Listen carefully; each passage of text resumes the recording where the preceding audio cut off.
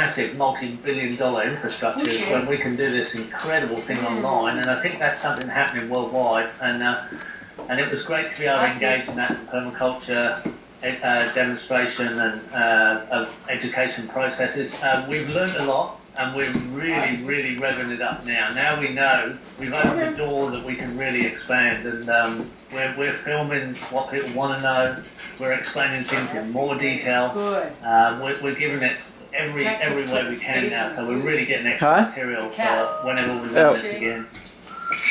So there was two things that I had my personal concerns about whether or not you could pull off. And one I was pretty confident in, and that was the ability to have the instructor interaction, because I knew you could actually do more. Having run training myself, you know, we do so that people can see how difficult it is to train around here. About an hour or maybe an hour and a half, you're like, okay guys, we're gonna have dinner, and I'm gonna go take a break, and you just can't do anymore at that point. Where when you've got it spaced out, you can kind of sit back at your leisure, pick and choose, and fill them in throughout a day. You could do a lot more. So I was really happy to see you do that. My actual concern was when you go to a PVC, you're surrounded by, you know, a small one, maybe 10 students, a large one, maybe 30 to 50 students, of people just like yourself that are there for the same reason, and everybody kind of leans on each other a little bit. You know, I can design in my head, but, you know, I shouldn't even be allowed to touch a pencil. My wife tells me all the time not to ever fill out anything except a signature.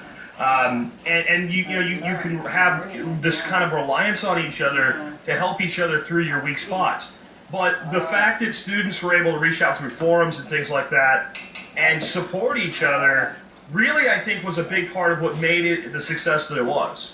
Yeah, there was actually an IT support network within the students, and they set up their own forum thread where you could go in and ask questions. So people that had very little ability online to run any kind of programs were getting coached exactly how to go about it. So it was great to see, because most of that I was just sitting back and looking at it from a distance. It's really quite interesting to see how people were confident that way.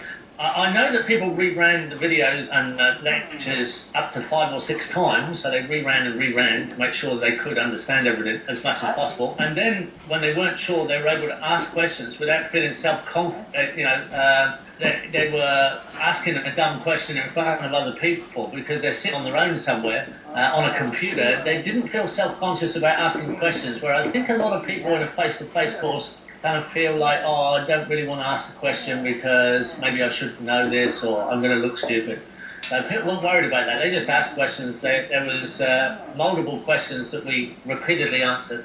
Now, while you were doing all this, I think you gathered a lot of intelligence on what people really wanted to know, and then you kind of kicked on your traveling shoes again, and you were over here in the States, you were back in Jordan again. You've put together a tremendous amount of video that you're going to be releasing in coming weeks, correct? Yeah. It really focused our vision on what people really want to know.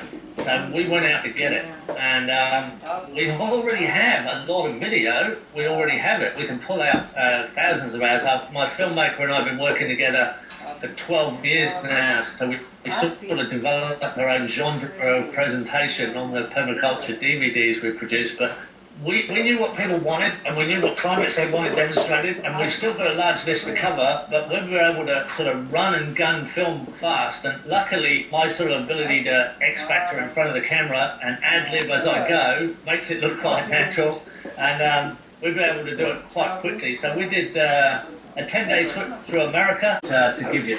You've released your first one already, and I'll have a link in the show notes for those who haven't seen it yet. But it was What on a good girl, you did it, even though you were sleeping. Yeah, You did it. Facility. Yes, that's Can you talk a little bit about that? I think that was something that for you, when you saw that, was a really new kind of paradigm-shifting thing to look at. Good dog. And that was just one of those happy accidents. It's often the happy little accidents that give you that pinch event. You did it. You did it that time. You did it. In the wheel here. This is one little spoke in the wheel that I didn't really see before. And it's been right in front of us all this time. Many people have commented that they've seen That's a good the one. event, but Yes. not orchestrated it Little into specific Little composting. We just released this video because we wanted to see the inquiry. The inquiry's been high.